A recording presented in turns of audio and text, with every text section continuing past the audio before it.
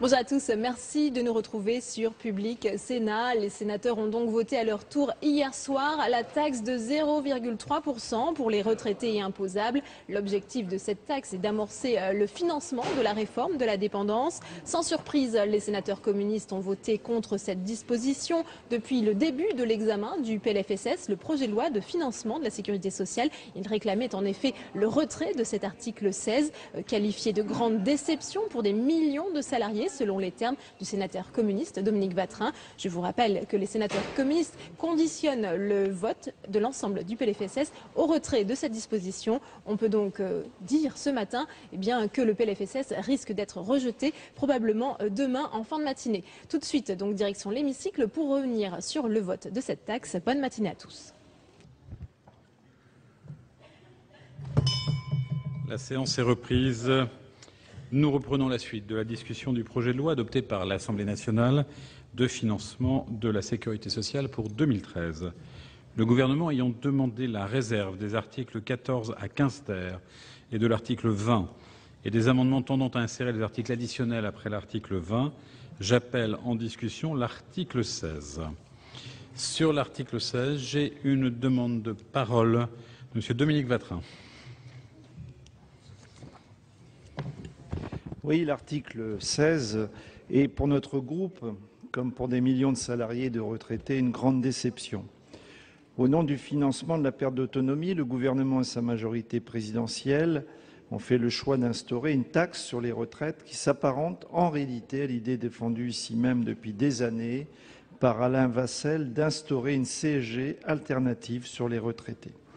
Personne ne conteste au groupe CRC que le vieillissement de la population, l'allongement de la durée de vie, ainsi que des modifications sociétales comme l'explosion géographique des familles, génèrent des besoins nouveaux. Mais la proposition formulée dans cet article, la première du gouvernement en matière de dépendance, consiste en une ponction sur celles et ceux qui pourraient avoir besoin prochainement d'un accompagnement personnel lié à leurs besoins d'autonomie. Ce premier acte revient à considérer, c'est en tout cas comme ça que le perçoivent nos concitoyens, que les personnes âgées sont d'abord et avant tout un coût pour notre société. Avant d'envisager de les taxer, sans doute aurait-il été plus sage et plus juste d'intervenir rapidement pour réduire le reste à charge qu'ils doivent ou que leurs familles doivent supporter lorsqu'elles sont accueillies en établissement médico-social. On assiste aujourd'hui à une situation insupportable d'un point de vue économique et humain, où même une fois déduites les différentes aides publiques, APA et de logement, dépenses fiscales, le reste à charge peut dans certains cas être supérieur aux revenus courants des individus. Selon des études récentes, la participation mensuelle directe des personnes dépendantes s'élève en moyenne en établissement à 2 200 € en zone rurale, à 2 900 € en zone urbaine et à 1 400 € à domicile, alors que la retraite moyenne en France est d'environ 1 200 €. Ne croyez-vous pas, Madame la Ministre, que la priorité du gouvernement en matière d'autonomie aurait dû être portée plus tôt sur cette question ? J'avais d'ailleurs dénoncé cette approche strictement financière et comptable lorsque nous examinions, il y a quelques semaines à peine, la proposition de loi du sénateur Gérard Roche. L'article 1er, modifié par voie d'amendement, revenait à introduire le même mécanisme au final que celui que nous examinons aujourd'hui. Nous avions alors dénoncé cette mesure, avions souhaité la repousser, et ce pour plusieurs raisons qui demeure aujourd'hui d'actualité, notamment le fait que cette mesure préempte la nature de la prise en charge de la perte d'autonomie. Dans cet article 16, tout nous incite à penser que la réforme de la dépendance se fera en dehors de la sécurité sociale. C'est un point important de nos interrogations. Le financement est assuré ici par une mesure fiscale et non par les cotisations sociales. Le produit de cette taxe est orienté non vers la sécurité sociale mais vers la CNSA, les seules personnes mises à contribution étant les personnes pouvant bénéficier des aides financières et humaines en matière d'autonomie. Enfin, vous avez clos ici, avant qu'il ne soit débuté, le débat sur le champ de l'autonomie. J'espère qu'il pourra être ouvert au plus vite. En tout cas, nous ne pouvons nous satisfaire aujourd'hui de cette disposition. Au groupe CRC, nous défendons l'idée d'une grande réforme de la dépendance dans laquelle les départements auraient toute leur place, mais où les besoins seraient pris en charge d'abord par la sécurité sociale. Une sécurité sociale réformée où la CNSA serait réintégrée dans une sous-branche dépendance qu'il faudrait constituer et dans laquelle la participation des usagers et des citoyens pourrait être renforcée et légitimée, notamment par la réintroduction d'élections. Une réforme de la perte d'autonomie qui partirait aussi des besoins réels de nos concitoyens, ce qui nous incite aujourd'hui à défendre l'idée que la construction de ce droit nouveau doit correspondre aux attentes des personnes vieillissantes comme des personnes en situation de handicap. Cela suppose d'assurer un financement solidaire et conforme à l'esprit du Conseil national de la résistance. Et sur cette question, le groupe CRC se distingue effectivement. C'est un constat de tous les autres groupes parlementaires. Faire payer les retraités au motif qu'ils bénéficieraient de ce droit, c'est en réalité s'inscrire clairement dans une logique assurantielle et non solidaire. L'adoption de cet article pourra alors conduire à ce que demain, non seulement l'on supprime la prise en charge des ALD à 100%, mais qu'on les surtaxe aux maladies, au motif que les maladies coûteraient plus cher à la sécurité sociale. Voilà où on pourrait nous conduire le raisonnement qui sert de postulat à cet article, ce qui est sans doute le fruit d'un renoncement. Nous n'avons eu de cesse d'exhorter votre gouvernement à revenir sur cette mesure, afin notamment qu'il puisse s'engager une concertation véritable à ce sujet. Nous n'avons pas eu de réponse. Nous proposerons un amendement donc de substitution à cet article 16. Et si malheureusement celui-ci ne devait pas être adopté, n'était pas soutenu par le gouvernement, qui s'engagerait alors à renoncer à cette taxe, nous serions contraints de voter contre cet article. Merci, chers collègues. Alors, nous avons 4 amendements qui font l'objet d'une discussion. Pardon, excusez-moi. Madame Lepage, vous avez la parole. Merci, Monsieur le Président. Madame la Ministre, chers collègues, l'article 16 se justifie aisément par l'équité. En effet, d'une part, l'une des propositions toujours mises en avant pour le financement d'une meilleure prise en charge de la dépendance est l'élargissement de l'assiette de la contribution de solidarité pour l'autonomie. D'autre part, au regard de l'amélioration des niveaux de vie des retraités, il importe, conformément à la volonté de la majorité de redressement dans la justice de nos finances, de redéfinir les termes de la solidarité tant entre les générations comme au sein des générations. La pertinence de cette disposition ne fait donc aucun doute. Pour ce qui concerne spécifiquement les salariés retraités résidant fiscalement à l'étranger, hors pays de l'espace économique européen, mais dépendant d'un régime français d'assurance maladie, ils bénéficient d'un traitement spécifique puisqu'ils ne sont redevables ni de la CSG ni de la CRDS, mais qu'ils s'acquittent d'une cotisation de 3,2% sur leur retraite de base et de 4,2% sur leur retraite complémentaire. Les pensions de retraite du régime général des personnes fiscalement domiciliées en France étant, elles, soumises à la CSG à un taux de 6,6%, ainsi qu'à la CRDS au taux de 0,5%. Le remboursement des soins dispensés à l'étranger est subordonné à l'adhésion à la Caisse des Français de l'étranger, dont la cotisation s'élève à 4% du montant des pensions. Ce remboursement étant calculé sur la base des frais réels, les coûts locaux, dans la limite des tarifs appliqués en métropole, le ticket modérateur étant bien sûr à la charge de l'assuré. Une demande récurrente des retraités résidents fiscaux à l'étranger et dépendants d'un régime français d'assurance maladie est la possibilité d'une prise en charge de soins dispensés à l'étranger par le régime général, dans la limite bien sûr des tarifs appliqués en France. Mais la situation de la Caisse de sécurité sociale du régime général ne le permet bien évidemment pas. Mais, Madame la Ministre, vous avez plusieurs fois souligné que lors de la présentation de ce budget de la sécurité sociale, qu'il était un budget de justice. Je souhaiterais donc avoir confirmation que les pensions des retraités résidant fiscalement à l'étranger, exonérés de la CSG et de la CRDS, sont également, comme leurs compatriotes vivant en France, exonérés de la nouvelle contribution additionnelle de solidarité pour l'autonomie. Collègues. Madame la ministre. J'aimerais répondre en effet à Monsieur Vatrin. Nous avons écouté, je crois que vous n'avez pas eu ce privilège puisque vous étiez en séance tout à l'heure, le président de la République, qui nous a appelés d'une part à la justice et d'autre part à la clarté et à la vérité. Monsieur le sénateur Vatrin, peut-on dire que cette mesure n'est pas juste? Nous en avons exonéré les retraités non imposables tant à l'impôt sur le revenu qu'à la taxe d'habitation, c'est-à-dire les 2 premières tranches de la CSG.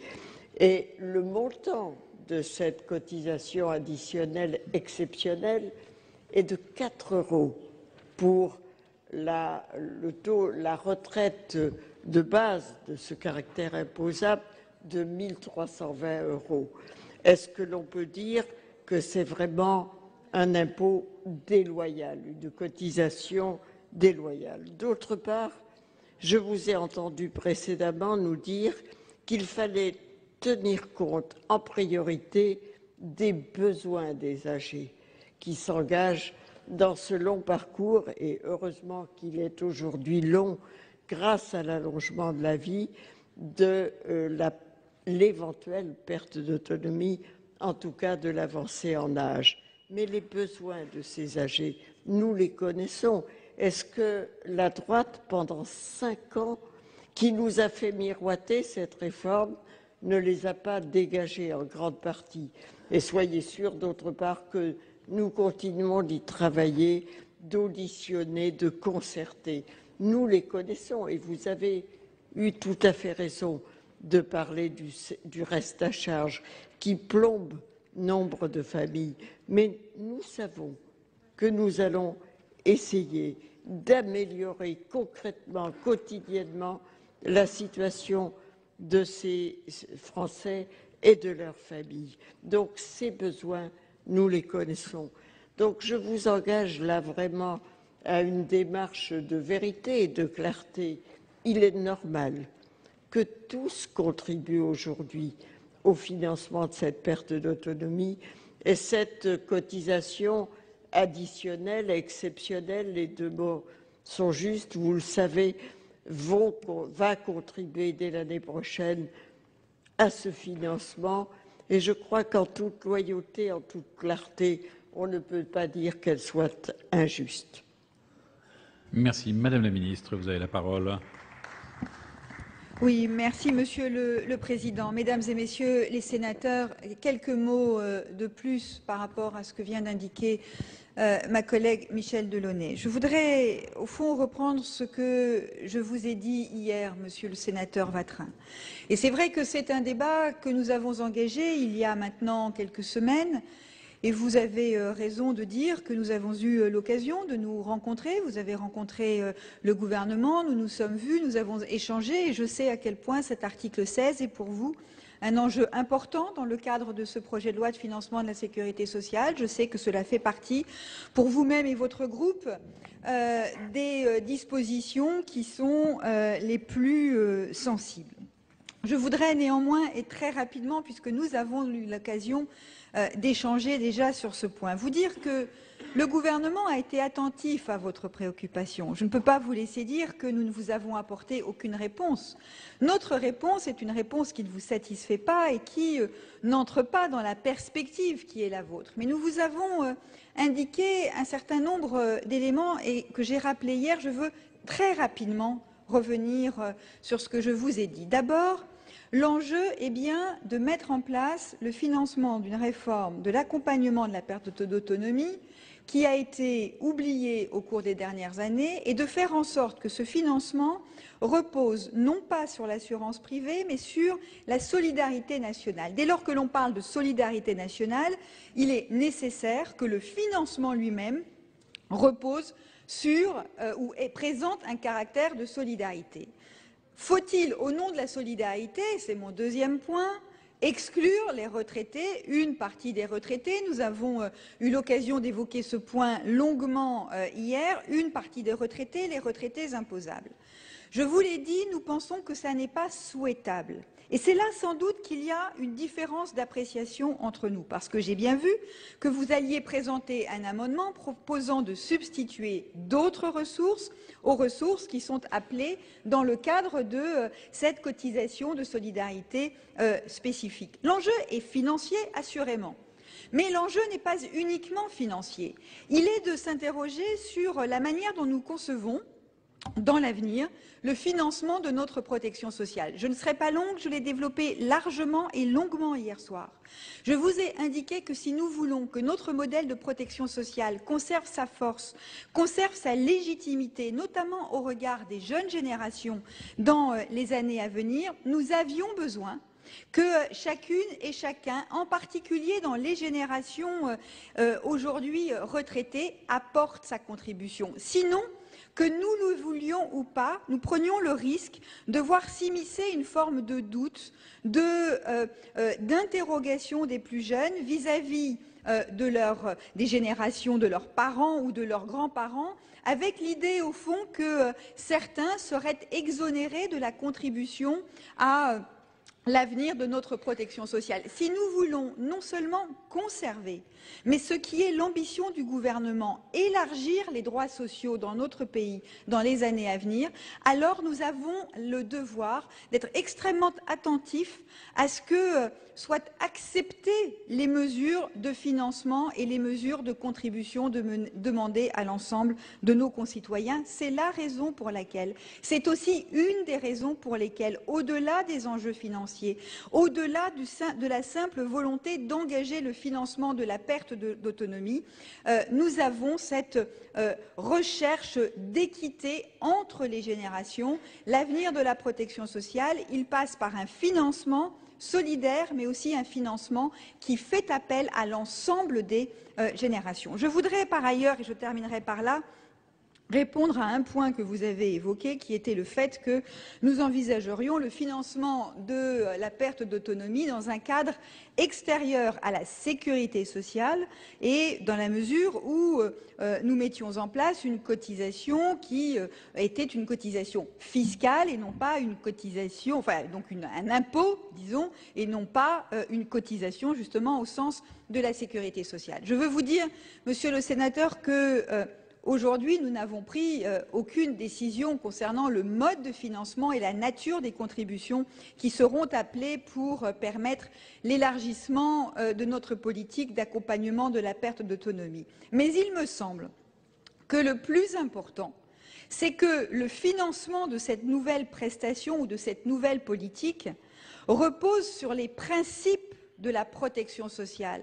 Savoir si ce sera une branche à l'intérieur de la sécurité sociale est au fond aujourd'hui assez secondaire par rapport à la question de savoir quels sont les principes qui fondent la politique. Et au fond, je le dis très simplement, il y a quelques années, nous nous sommes interrogés, nous, à l'opposition de l'époque, sur la mise en place de la Caisse nationale de la solidarité. Aujourd'hui, nous constatons que cette caisse travaille bien en relation avec les conseils généraux. Et nous savons que l'un des éléments essentiels pour le succès de la politique à venir sera qu'elle soit déterminée en étroite coopération entre le gouvernement d'un côté, les conseils généraux, les collectivités territoriales, donc les conseils généraux de l'autre. Et cela me paraît et nous paraît plus important que de savoir quel est le lieu d'élaboration ou d'inscription de la politique dès lors que les principes fondamentaux de la protection sociale, c'est-à-dire des principes de solidarité qui mettent à contribution les revenus de chacun en fonction de leur niveau et apportent des garanties en fonction des besoins, dès lors que ces principes seraient respectés. Je voudrais, Madame Lepage, vous dire, Madame la sénatrice, vous dire simplement qu'il y a un principe de résidence pour ce qui est de la contribution Et à partir de là, dès lors que la résidence est à l'étranger, la pension sera exonérée de la contribution qui est demandée. Mais dès lors que ces retraités reviendraient s'installer dans notre pays, ils seraient à l'évidence mis à contribution dans les mêmes conditions que les résidents en France. Merci Madame la Ministre. Nous avons donc 4 amendements qui font l'objet d'une discussion commune. L'amendement numéro 68 est présenté par Madame Cohen. Oui, le but de cet amendement est simple, suite à ce que vient de dire Dominique Vatrin, c'est remplacer la taxe sur les retraites que nous trouvons, vous l'avez compris, profondément injuste, socialement et politiquement, par une recette qui vise au contraire à tirer, de notre point de vue, la société vers le haut et qui s'appuie sur un certain nombre d'engagements de votre gouvernement en la matière. Nous proposons en effet de supprimer les exonérations des contributions sociales pour les employeurs qui ne respectent pas l'égalité professionnelle. J'ai déjà évoqué ici des chiffres éloquents, notamment lors de l'examen de la PPL de notre collègue Claire-Lise Campion. Je me permets de les porter à nouveau à votre connaissance, ou en tout cas de vous les rappeler. Une étude de l'INSEE de 2008 et portant sur les salaires versés en 2007 indique en effet que la masse totale des salaires versés en direction des salariés du secteur privé atteint la somme de 460 milliards d'euros sur l'année. La part de masse salariale non versée en raison des inégalités salariales représente quant à elle 124 milliards d'euros. Ce sont donc 124 milliards d'euros par an qui ne sont pas versés aux femmes en raison des inégalités salariales dont elles sont victimes. Par ailleurs, toujours selon cette étude, la sécurité sociale perd plus de 52 milliards d'euros de cotisations en raison donc de ces inégalités salariales entre les femmes et les hommes. À elle seule, la résolution de ces inégalités permettrait de réduire de façon considérable le déficit cumulé de la sécurité sociale, qu'il s'élève, vous le savez, à 100 milliards. Cet amendement présente donc un double avantage. Non seulement il évite une taxe injuste envers des retraités dont on connaît très bien les difficultés financières, mais de plus, car cette mesure permet enfin l'égalité professionnelle, de passer des bonnes intentions à une réalité effective du fait de contraintes mises en place par le législateur. J'ajoute que l'an dernier, nous avions déposé un amendement similaire et qu'il avait été adopté par notre Assemblée. Je ne vois aucun élément aujourd'hui qui pourrait contredire ce que nous avons donc voté hier et donc j'espère que nous ferons ensemble de même. Je vous remercie. Merci, chers collègues. L'amendement 345 rectifié est présenté par Monsieur de Zessart. Président, parce que Madame la ministre a défini les contours d'une intervention que je partage. Tout d'abord, je crois que j'ai terminé hier soir mon intervention en DG en disant qu'il fallait réfléchir au nouveau pacte social. Parce que mes amis du CRC insistent sur la solidarité sociale, et je pense que sur ces bancs, nous y sommes favorables. Pour maintenant, comment on peut la construire? Est-ce que, oui, non, c'est de façon catégorielle que nous l'a présenté Mme Cohen. Mais bon, d'accord, c'est pas une catégorie, mais enfin, à chaque fois, on pose quand même le problème par catégorie. Il faut quand même réfléchir. Oui. Bon, mais soyez pas jaloux, mes chers amis, je parle avec vous. Non, puisque j'ai parlé, ça va vous faire plaisir, puisque j'ai parlé du transfert, de la baisse des cotisations sociales, la question qui est posée, par exemple, est-ce que c'est normal que l'assurance chômage, c'était normal à une époque que l'assurance chômage soit payée par les personnes qui travaillaient, qui mettaient de côté et qui avaient une assurance lorsqu'ils perdaient l'emploi. Mais est-ce que c'est normal, si on prend le problème au niveau de la société, que ce soit les entreprises de main-d'œuvre qui paient l'assurance chômage pour les entreprises qui ont licencié parce qu'elles ont mis en place des robots? Non, on voit très bien qu'il y a des choses nouvelles à réfléchir. Le problème de la santé, c'est plus simplement pas lié aux accidents de la vie. C'est maintenant la santé, c'est dans tous les domaines, c'est au quotidien. C'est comment on produit, comment on se nourrit, quelles sont les relations avec dans l'entreprise. C'est une nouvelle définition de la santé qu'il faut poser. Et pour les retraites, est-ce que nous sommes toujours dans un système de salaire différé? Est-ce qu'on peut dire qu'aujourd'hui, eh bien, les retraites, c'est simplement l'accumulation de points qu'on a pu faire tout au long de sa vie, ou d'annuités, puisque ça revient au même.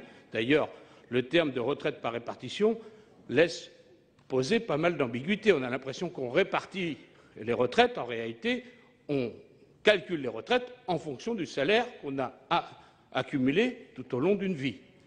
Je ne sais pas si c'est ça la répartition, simplement. C'est un système dit par répartition d'une génération sur l'autre, mais pas de solidarité pour prendre.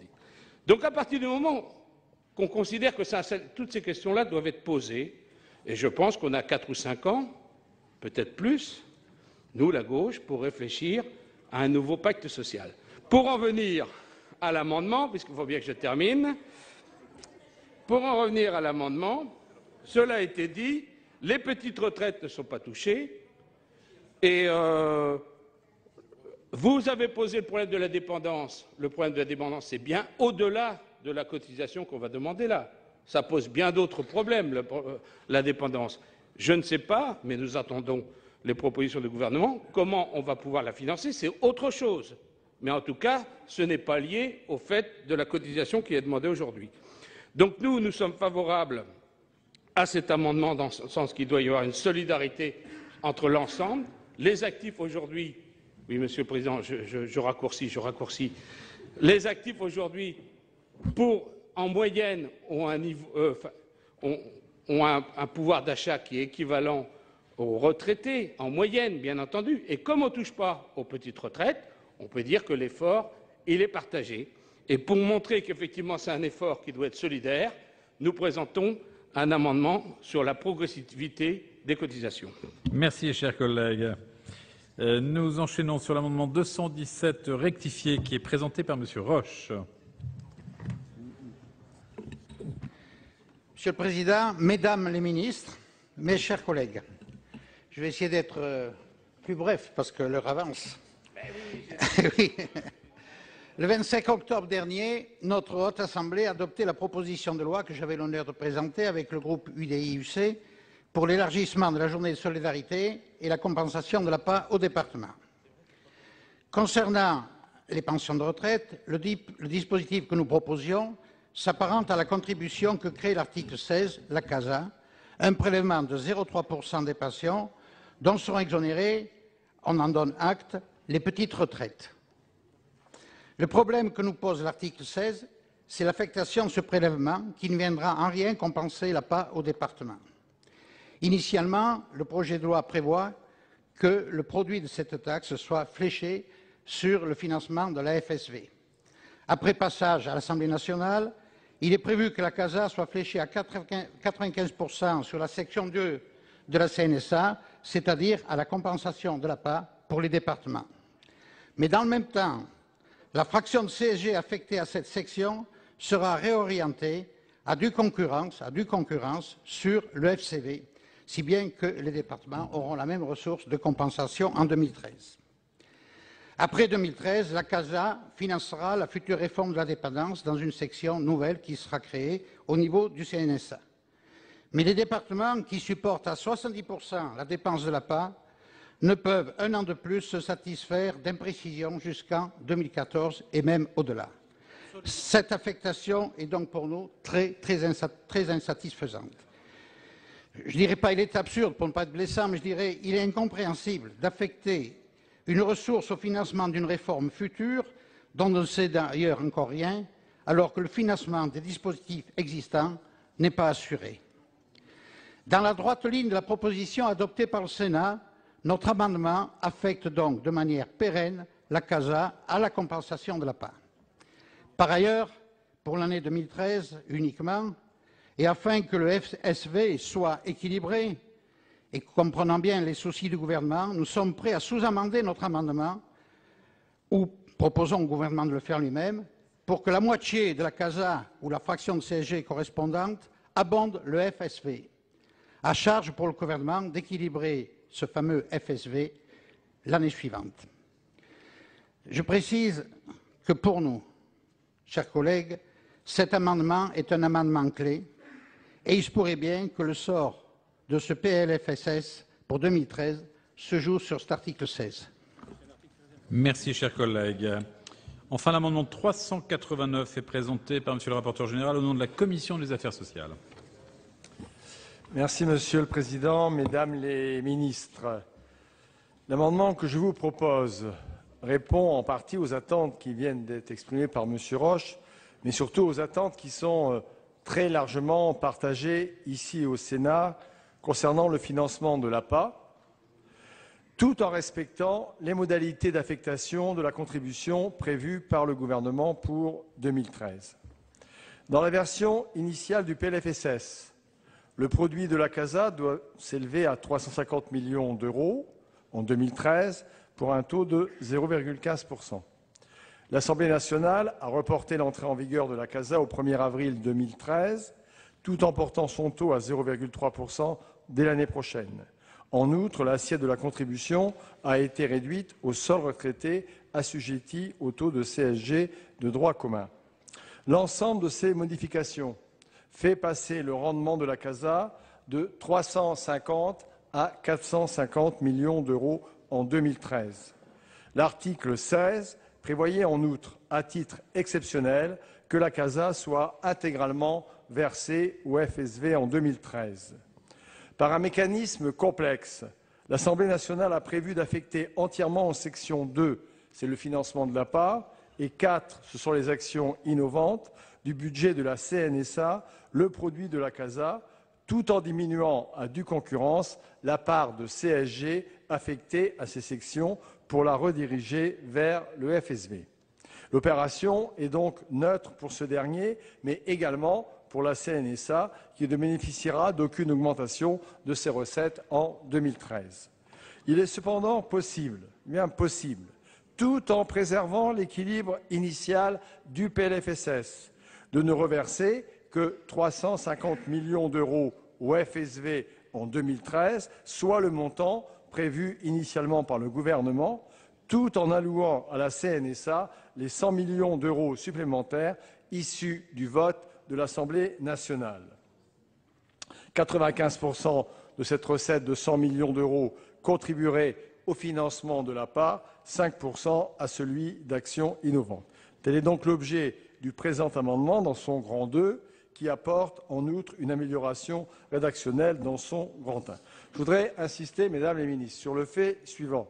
J'ai bien le sentiment, par cet amendement, d'apporter du désordre dans le schéma que vous aviez imaginé de construction du PLFSS. Mais je voudrais vraiment insister sur le point suivant.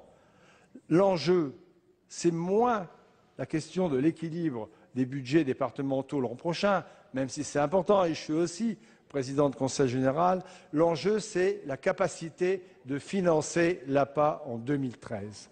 Alors, il y a ici une opportunité. J'ai bien écouté le président de la République, j'ai bien entendu l'engagement qui a été pris par le président d'engager en 2013 des négociations qui permettront de pérenniser un financement en 2014. C'est la raison pour laquelle mon amendement ne porte que sur l'année 2013. J'ai bien entendu également l'engagement de la création d'un fonds d'intervention exceptionnel à hauteur de 170 millions d'euros. Si nous pouvions mettre en pratique l'amendement que je vous propose, ce serait 100 millions supplémentaires qui viendraient contribuer au financement de l'APA en 2013 et qui faciliterait largement donc ce financement. Merci, Monsieur le rapporteur général. Est-ce que nous pouvons enchaîner sur l'avis de la Commission sur les autres amendements, Monsieur le rapporteur général?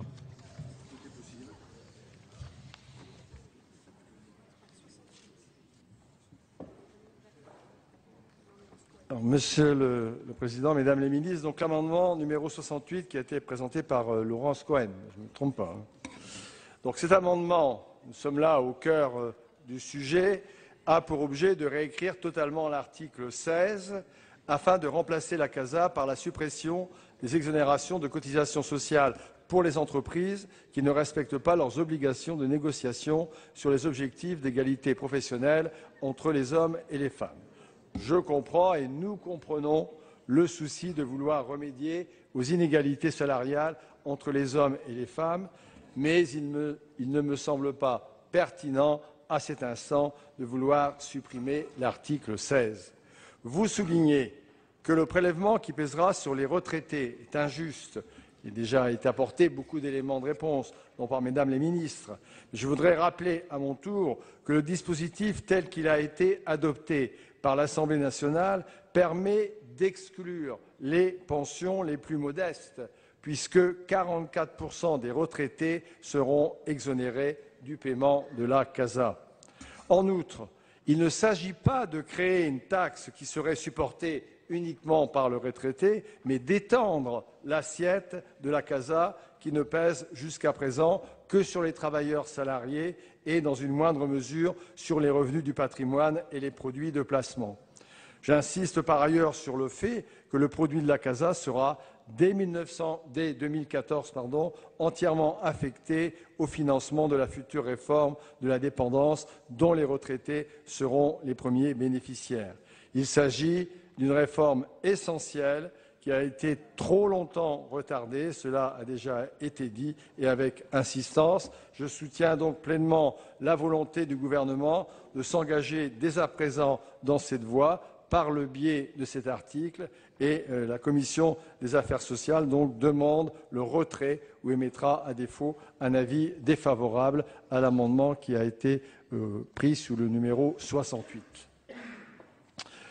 Concernant l'amendement numéro 345, donc cet amendement vise à rendre la CASA progressive.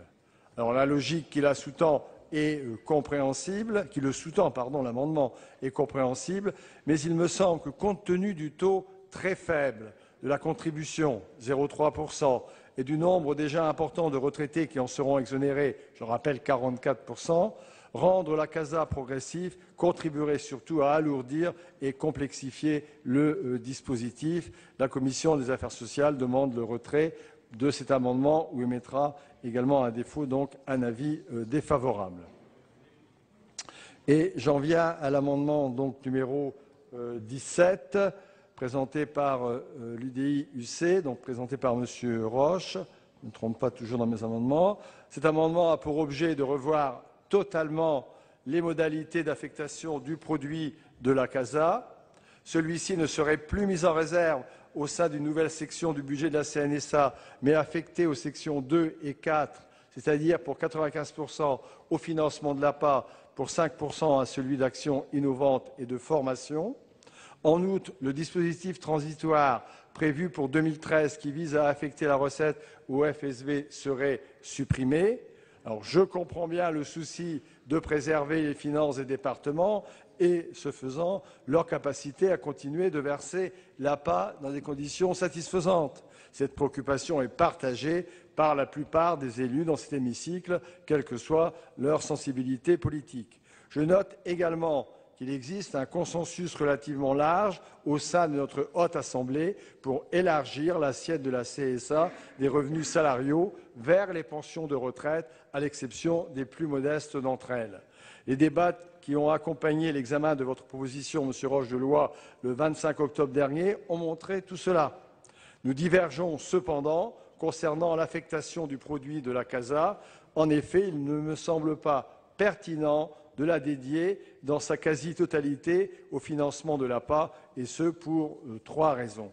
En premier lieu, parce que cela reviendrait à préempter en grande partie le débat que nous aurons en 2014 au moment de l'examen du texte relatif à la prise en charge de la dépendance et qui permettra, j'en suis convaincu, de trouver un mode de partage des charges plus équitable entre l'État et les départements dans l'accompagnement de nos aînés. En deuxième lieu, parce que depuis le lundi 22 octobre et la rencontre du président de la République avec des représentants des conseils généraux, nous avons l'assurance qu'un fonds d'urgence de 170 millions d'euros va être mis en place en 2013 au profit des départements les plus fragiles. Et enfin, surtout parce que l'amendement priverait, s'il était adopté, le FSV des 350 millions d'euros que le gouvernement a prévu de lui affecter en 2013, montant porté à 450 millions d'euros par l'Assemblée nationale. L'amendement romprait donc l'équilibre établi par le PLFSS sans proposer de ressources de substitution pour le FSV. Ces différents éléments ont conduit la Commission des affaires sociales à émettre un avis défavorable à l'amendement 217. Merci, Monsieur le rapporteur général. Madame la ministre, quel est l'avis de la Commission du gouvernement, pardon. Répondre sur une portion, sur une part des amendements qui viennent d'être présentés, une fois encore en appelant aux paroles du président de la République cet après-midi, c'est-à-dire, d'une part, le sens de la responsabilité à chaque pas de notre action, à chaque engagement que nous prenons, et deuxièmement, cet engagement de vérité, de lisibilité auquel il nous a appelés. Monsieur le sénateur Roche, nous avons été unis pendant plusieurs heures dans des débats extrêmement productifs et intéressants parce qu'il était important que nous avancions et que nous nous connaissions davantage et que nous partagions chacun nos difficultés à propos de votre proposition de loi. Dans la discussion générale, je vous ai appelé à ne pas opposer le financement de l'APA au financement de l'accompagnement de la perte d'autonomie. Parce que derrière l'un et l'autre, il y a en effet l'enjeu considérable de l'avancée en âge et de cette perte d'autonomie envers laquelle nous voulons que la République soit plus présente et plus solidaire. Le président de la République et l'ensemble du gouvernement ont parfaitement entendu les demandes, les besoins, les difficultés des départements. Et je crois que le président de la République et le gouvernement en ont donné la preuve en débloquant un fonds d'urgence très important de 170 millions d'euros, mais aussi en prenant l'engagement de travailler la main dans la main pour la réforme de la perte d'autonomie sous la forme d'un groupe de travail et d'assurer une contribution pérenne pour le financement de l'APA. Alors maintenant, nous sommes devant un enjeu de lisibilité et de compréhension, de vérité vis-à-vis de tous les Français. La tuyauterie que j'appellerais la tuyauterie BAT est déjà complexe de comprendre que l'allocation vient sur la CNSA, repart, etc. Mais elle est encore compréhensible. Si nous la perturbons, si nous rendons 95% dans une direction, dans une autre, plus personne n'y comprendra rien. Et notre message sera d'autant plus complexe. Donc je crois qu'en toute loyauté, en toute compréhension réciproque des difficultés de chacun et des ambitions de chacun qui sont les mêmes, c'est-à-dire d'être présent pour accompagner ce défi considérable qui est l'avancée en âge et la perte d'autonomie, nous devons maintenant à un effort de simplicité, de loyauté et de promesse de bien travailler ensemble. C'est pour ça que, pour ma part, je donne un avis défavorable aux amendements, aux deux derniers amendements qui ont été proposés. Madame Touraine s'exprimant sur l'ensemble des amendements qui ont été... Enfin, je crois, je ne sais pas. Je voulais... Madame la ministre, alors...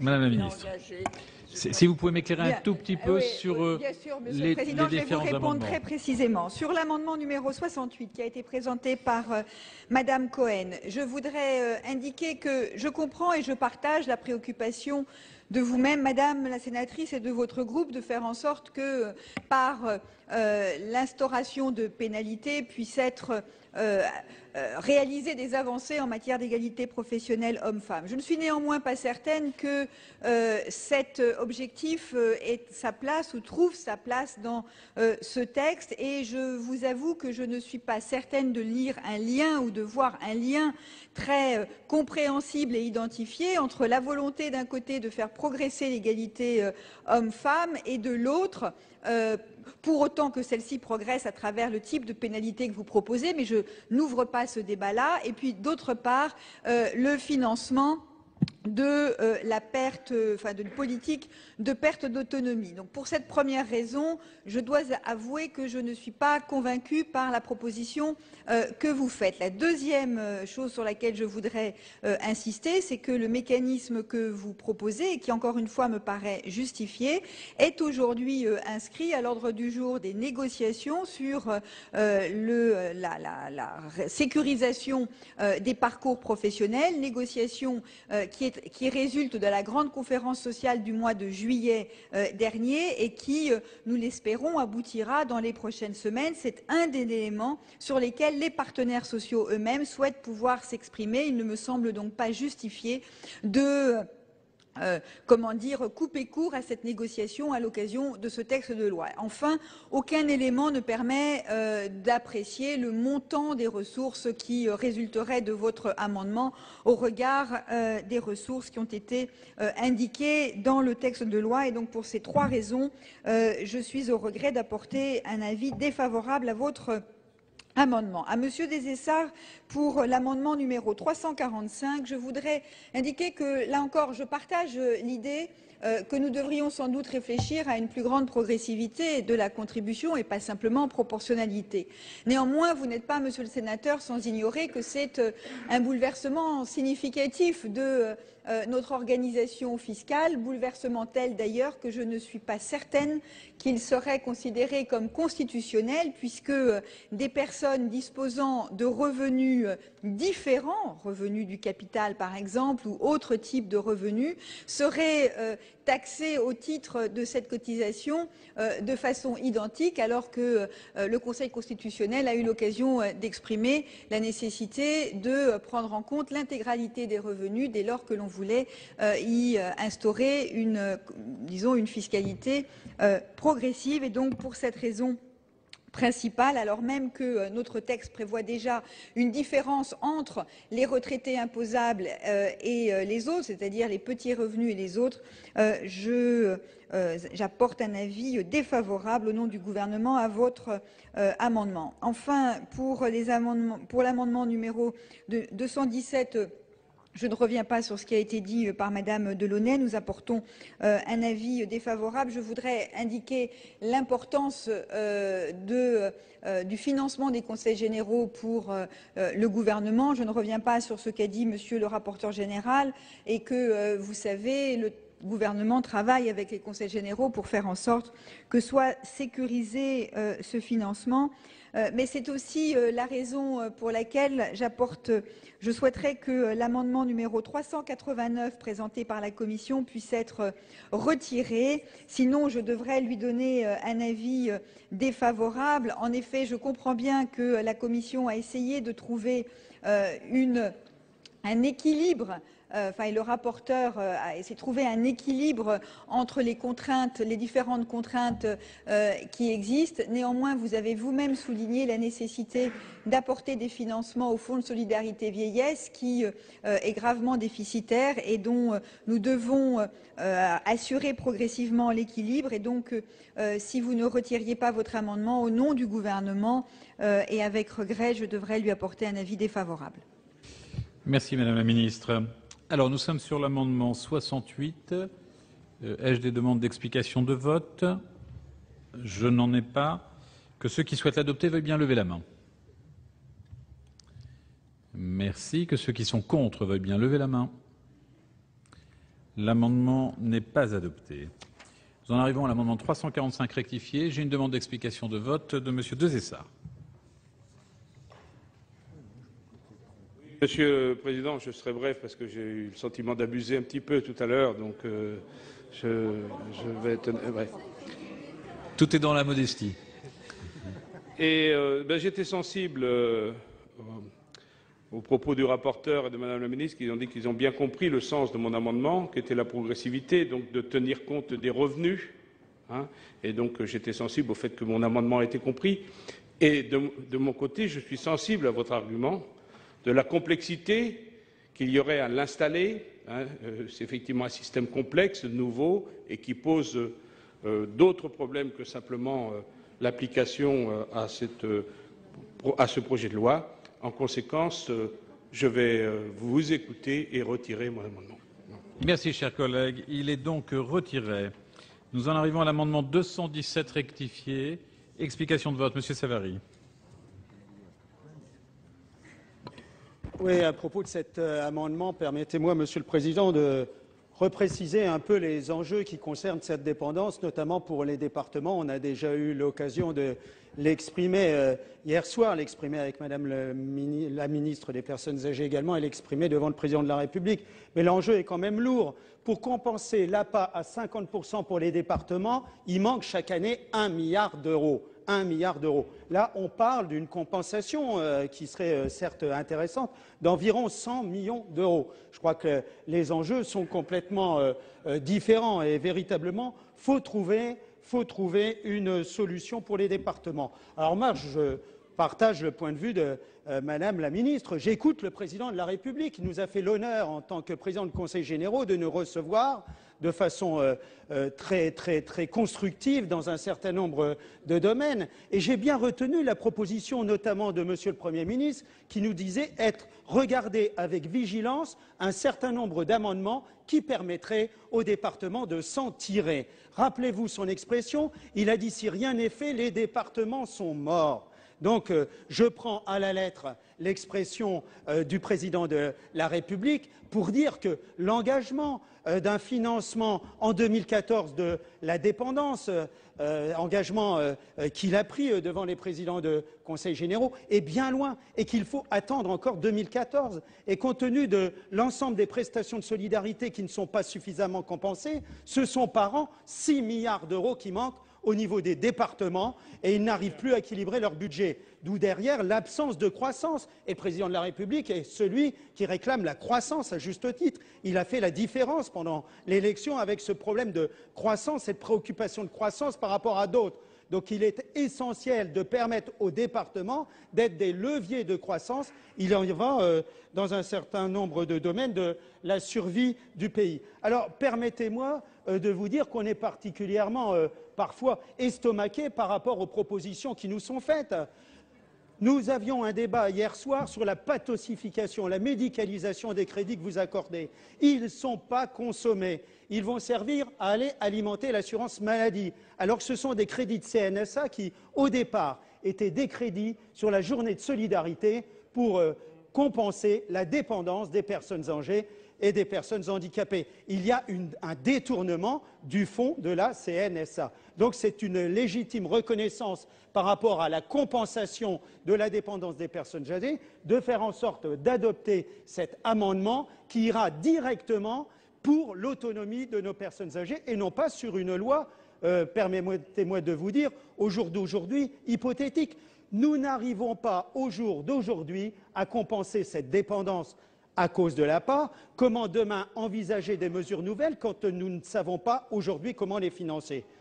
Un gouvernement de gauche, me semble-t-il, doit s'honorer d'assurer le financement de ces prestations sociales. C'est la raison pour laquelle je vous demande de supporter cet amendement présenté par Gérard Roche.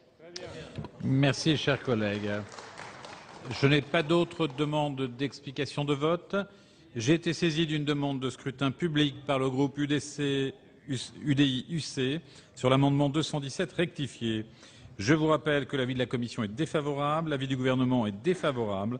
Il va être procédé au scrutin public dans les conditions fixées à l'article 56 du règlement. Ceux qui souhaitent voter pour remettront au secrétaire un bulletin blanc. Ceux qui souhaitent voter contre remettront un bulletin bleu. Ceux qui souhaitent s'abstenir remettront un bulletin rouge. Le scrutin sera ouvert dans quelques instants.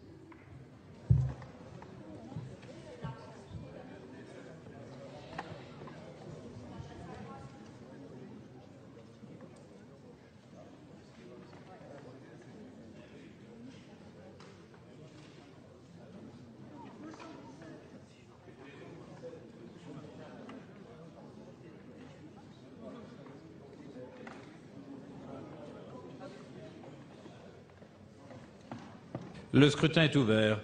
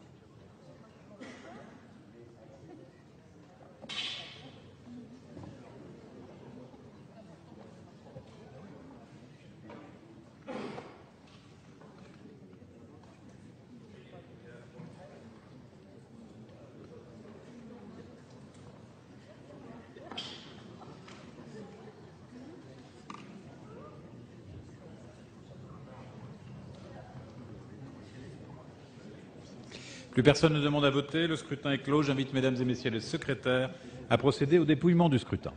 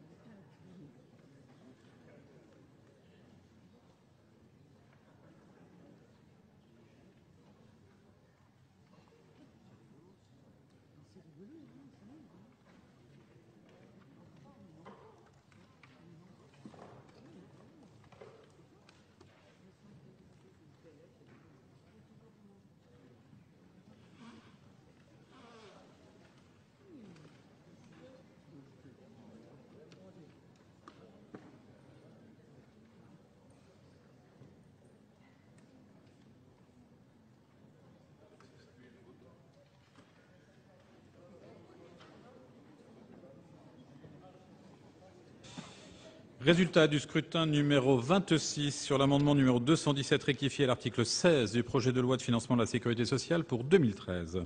Nombre de votants 346. Nombre de suffrages exprimés 345. Majorité absolue des suffrages exprimés 173. Pour l'adoption 187. Contre 158. Le Sénat a adopté. Et donc l'amendement 389 tombe. Nous allons voter sur l'article 6, explication de vote... 16, pardon. Oh là là. Article 16, explication de vote. Madame Pasquier.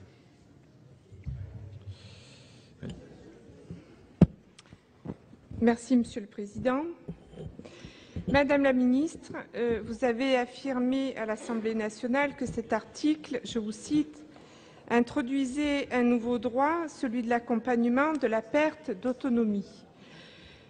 Mais en fait, ce n'est pas le cas. Pour l'heure, l'article 16 se borne à l'instauration d'une taxe, c'est-à-dire d'une mesure fiscale contraire au principe de solidarité qui constitue la sécurité sociale, en tout cas telle qu'avait été définie par le Conseil national de résistance. Sans doute aurons-nous à discuter prochainement du contenu de ce nouveau droit.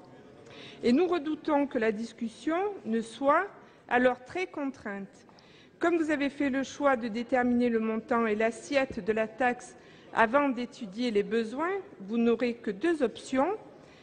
Soit adapter le droit nouveau que vous avez mentionné aux ressources dont vous disposez grâce à cette taxe, soit partir des besoins, mais augmenter le rendement de la taxe. Quoi qu'il en soit, avec ce système d'inspiration assurantielle, les retraités sont perdants. Qui plus est, toujours à l'Assemblée nationale, vous avez ajouté, Madame la ministre, c'est dans cette perspective que nous nous situons et c'est pourquoi nous introduisons cette contribution des retraités, modique, qui permet de marquer que le financement de la perte d'autonomie est un enjeu national. En somme, parce que cette question est un enjeu national, son financement ne devrait reposer que sur une faible partie de nos concitoyens. Argument par ailleurs parfaitement repris par la droite, qui n'a en la matière aucune leçon à donner. Je voudrais, pour illustrer mes propos, prendre un exemple, le besoin en aide humaine des personnes retraitées en situation de perte ou d'absence d'autonomie en raison de la survenue pendant leur période d'activité d'un accident ou d'une maladie professionnelle. Est-ce bien légitime que d'exiger de ces derniers qu'ils contribuent eux-mêmes au financement de leurs dépenses d'autonomie, ou bien faudrait-il que les employeurs soient responsabilisés et soumis à contribution? En outre, pendant des années, lorsqu'ils étaient salariés, les personnes devenues depuis retraitées touchées par cette taxe ont cotisé, bien plus d'ailleurs que les actionnaires qui s'enrichissaient du fruit de leurs efforts. Est-ce bien normal de les taxer une seconde fois? Nous ne le croyons pas et continuons à penser qu'il faut résolument s'attaquer à la spéculation et mettre le capital à contribution, vu que ce sont des sommes qui échappent au salaire et donc aux cotisations. Dans son avis rendu en 2011, le Conseil économique, social et environnemental notait que pour la période 2006-2009, si le résultat après impôt de nos sociétés non financières se trouve avec 37,5% de l'excédent brut d'exploitation, le BE, en 2009, sensiblement dans la moyenne des autres pays européens, les dividendes et autres revenus distribués, 24,7% en 2009, sont parmi les plus élevés de l'Union européenne. L'autofinancement disponible pour les investissements en est réduit d'autant et se situe avec 12,8% de l'EBE en 2009, parmi les plus bas d'Europe. Il y a donc bien, comme nous ne cessons de le répéter, un coût du capital, lequel nuit à l'investissement et au financement de la sécurité sociale. Le rapport démontre également que cette pratique est d'autant plus importante que la part de valeur ajoutée qui est créée est haute. Je cite une nouvelle fois. De fait, seuls 16% des PME distribuent des dividendes. Cette proportion est 3 fois plus importante pour les grandes entreprises. Celles dont la valeur ajoutée est la plus élevée versent le plus de dividendes. Cela justifie pleinement l'amendement que nous avions déposé relatif à l'instauration d'une modulation de cotisations sociales en fonction de la politique salariale des entreprises. Tout cela nous conduit à constater que malheureusement nos amendements sont rejetés par le Sénat et ils étaient crédibles et pouvaient générer des ressources permettant au gouvernement de renoncer à cet article. Mais vous ne l'avez pas fait. Mais plus globalement, je voudrais dire que nous avons bien conscience qu'il y a un besoin d'une réflexion mais globale sur le financement de la sécurité sociale et plus particulièrement le financement de la perte d'autonomie. Mais cela ne doit pas se faire au détour d'un article qui taxe les pensions de retraite. Ça doit se faire dans une réflexion beaucoup plus large. Aussi, et pour finir, je voudrais simplement dire pour finir que cet article est une disposition majeure de ce PLFSS et c'est la raison pour laquelle nous demandons un vote par scrutin public. Merci. Je n'ai pas d'autres demandes d'explication de vote. On n'a pas reçu le... Ah si, on l'a reçu. Non. Ah pardon. Pas d'autres demandes d'explication de vote. J'ai donc été saisi d'une demande de scrutin public par le groupe communiste sur l'article 16. Il va être procédé au scrutin public dans les conditions fixées par l'article 56 du règlement. Ceux qui souhaitent voter pour remettront au secrétaire un bulletin blanc. Ceux qui souhaitent voter contre remettront un bulletin bleu. Ceux qui souhaitent s'abstenir remettront un bulletin rouge. Le scrutin sera ouvert dans quelques instants.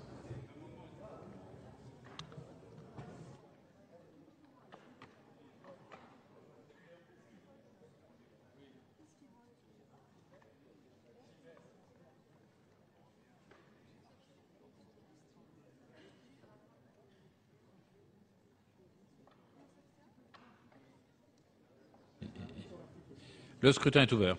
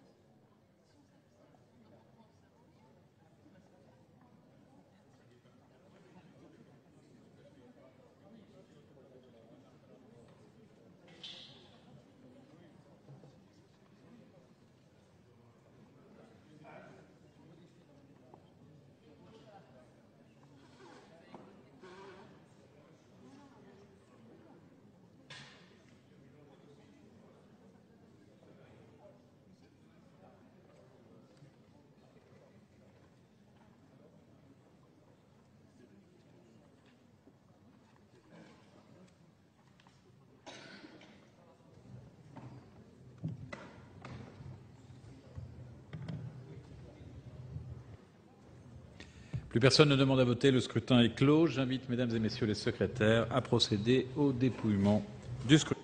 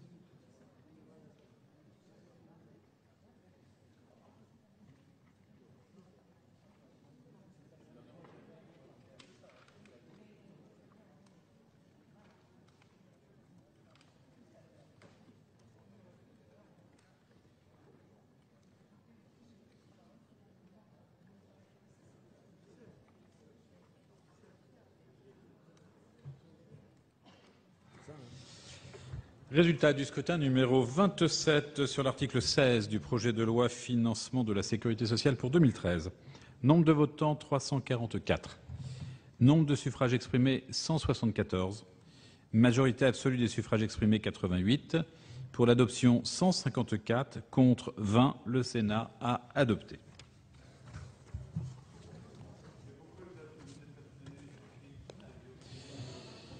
Nous en arrivons à l'article 17 et j'ai une demande de parole de Madame Cohen. Oui, la question de l'élu local est une question récurrente. Elle en devient même une arlésienne, si je puis dire. L'article 17 de ce PLFSS y contribue d'une certaine manière en proposant d'affilier les élus locaux au régime général de la sécurité sociale.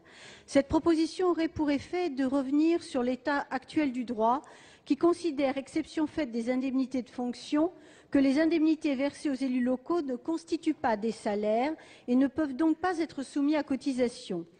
Et pour cause, les élus locaux ne sont pas, contrairement aux salariés, placés dans une situation de subordination en ce sens où on ne peut pas parler d'emploi, mais plutôt d'une responsabilité, d'une charge.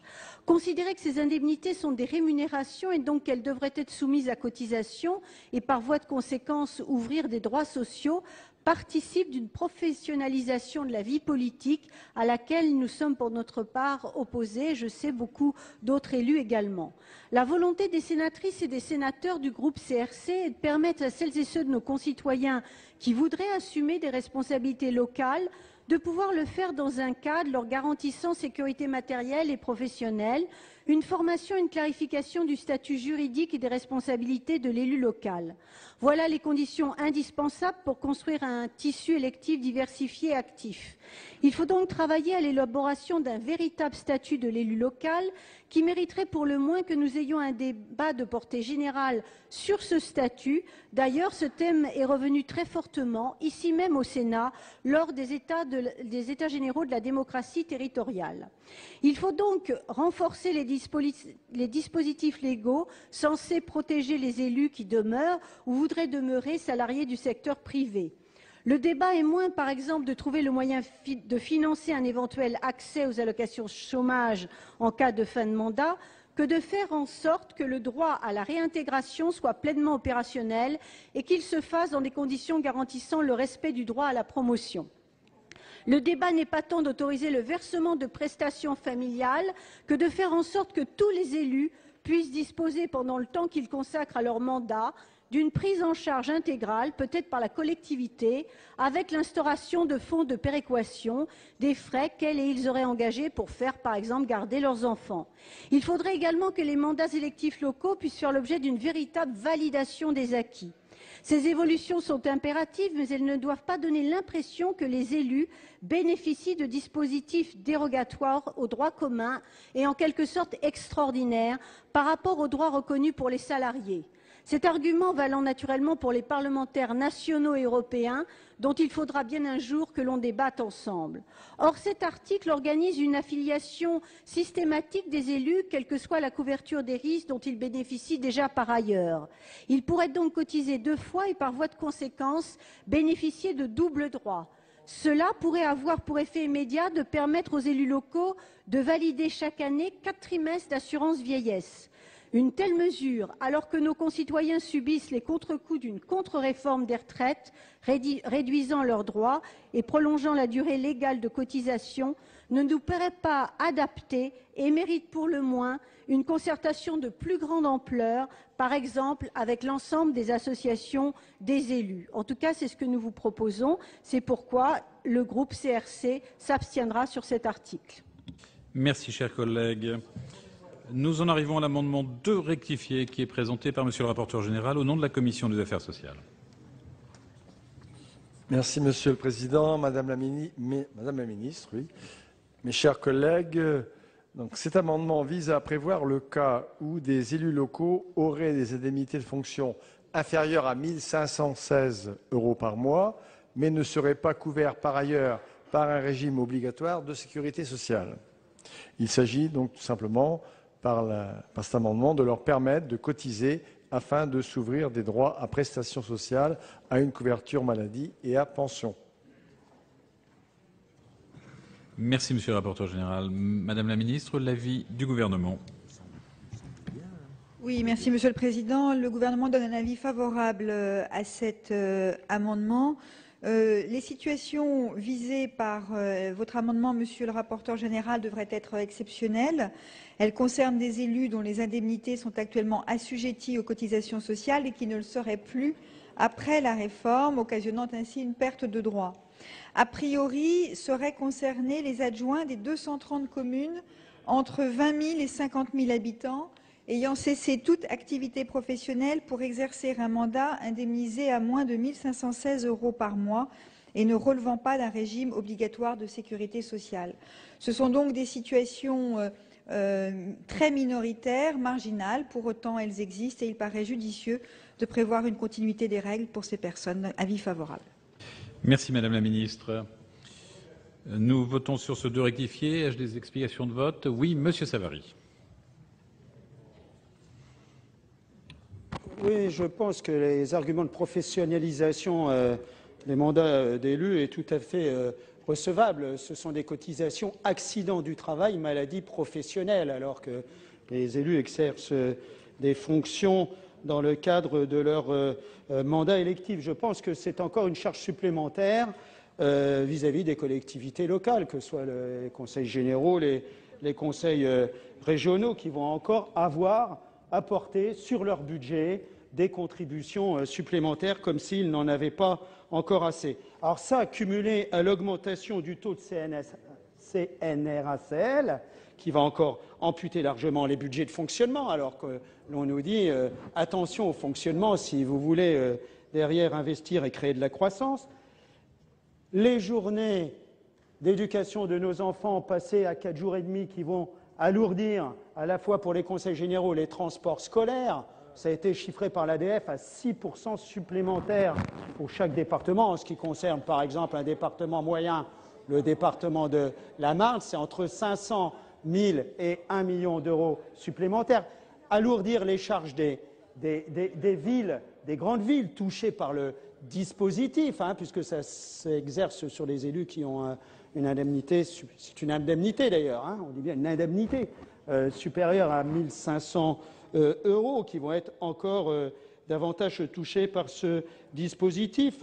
L'augmentation du nombre de bénéficiaires du RSA à 1% par mois, je l'ai dit hier, en ce qui concerne mon département, tout cela sont des charges qui deviennent terribles pour les départements et donc derrière pour les contribuables. C'est la raison pour laquelle je suis, à titre personnel, mais sûrement avec d'autres, pas enclin à voter ce type de mesures. Merci, cher collègue. Je n'ai pas d'autres demandes d'explication de vote. Monsieur Plancade.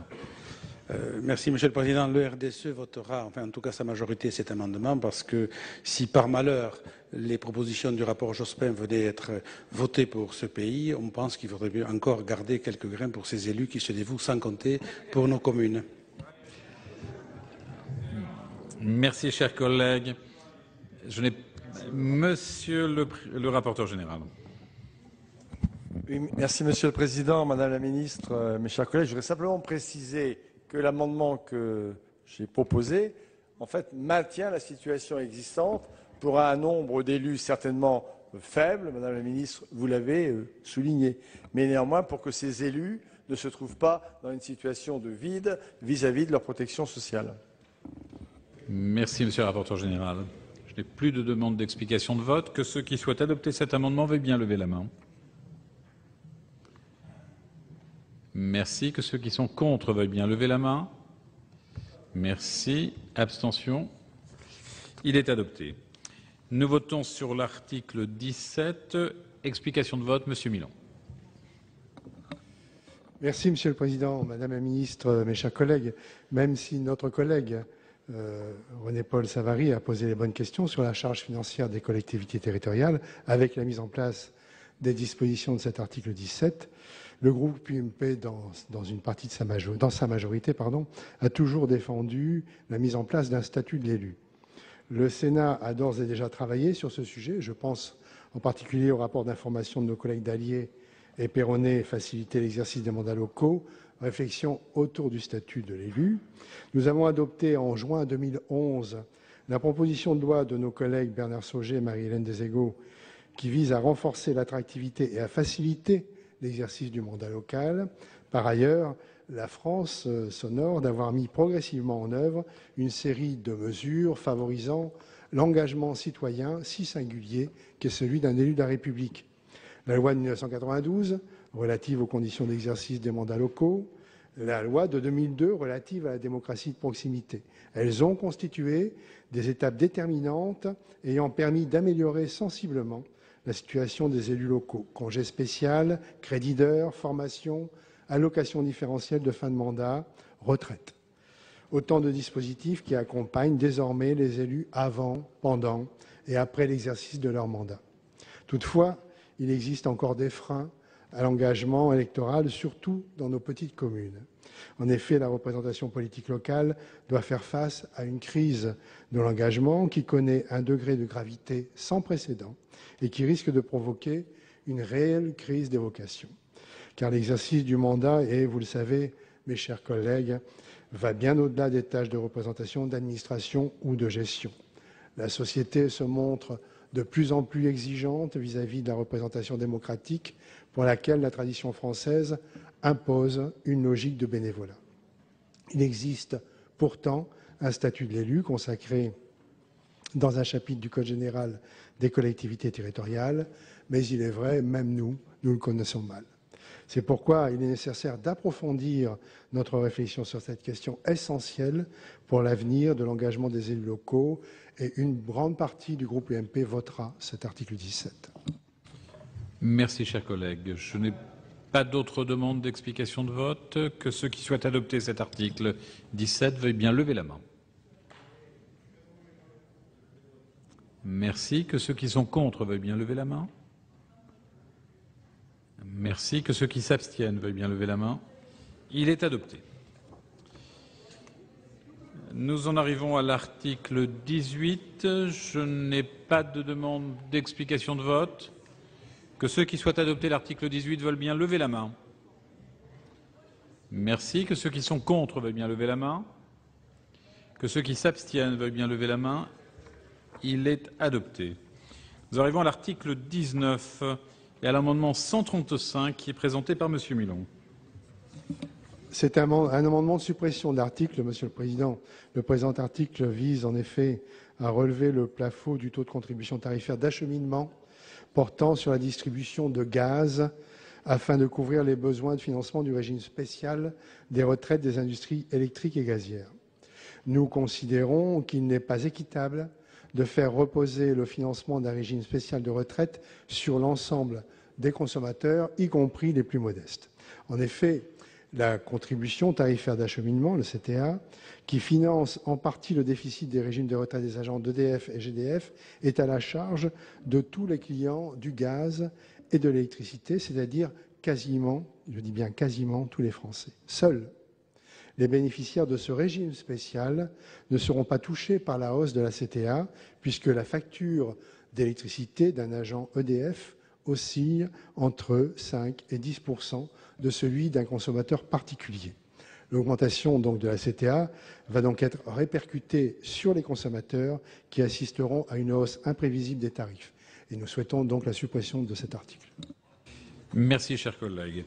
Monsieur le rapporteur général, quel est l'avis de la Commission ?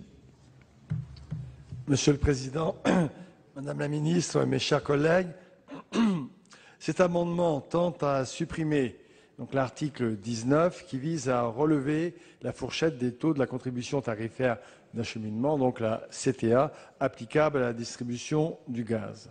Alors je voudrais d'abord rappeler que la CTA a été créée par la loi du 9 août 2004, notamment pour adapter le financement du régime spécial de retraite des industries électriques et gazières, IEG, à l'ouverture du marché de l'énergie à la concurrence.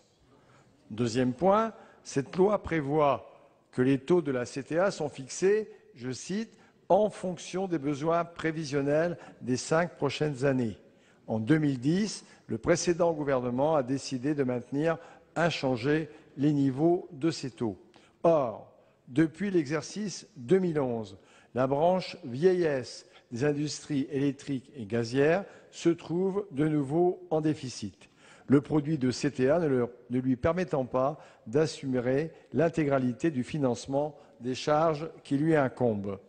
Les relèvements des taux de CTA s'imposent donc. Ils permettront de réduire le déficit des IEG de plus de 160 millions d'euros l'année prochaine. Troisième point que je voulais mettre en avant, les conséquences pour le consommateur, elles seront mineures. Selon l'étude d'impact, le surcoût sera de 27 centimes par mois, soit un peu plus de 3 € par an, pour un foyer de 5 personnes habitant un logement de 120 mètres carrés équipé à l'électricité. Ces différents éléments ont amené la Commission des affaires sociales à émettre un avis défavorable à l'amendement numéro 135 que M. Milon vient de présenter. Monsieur le rapporteur général, Madame la Ministre, quel est l'avis du Gouvernement ?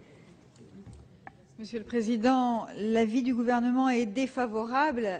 Monsieur Milon, Renoncer à l'augmentation de la CTA placerait le régime spécial en déficit, ce qui aboutirait à fragiliser ceux qui en bénéficient et les entreprises de la branche.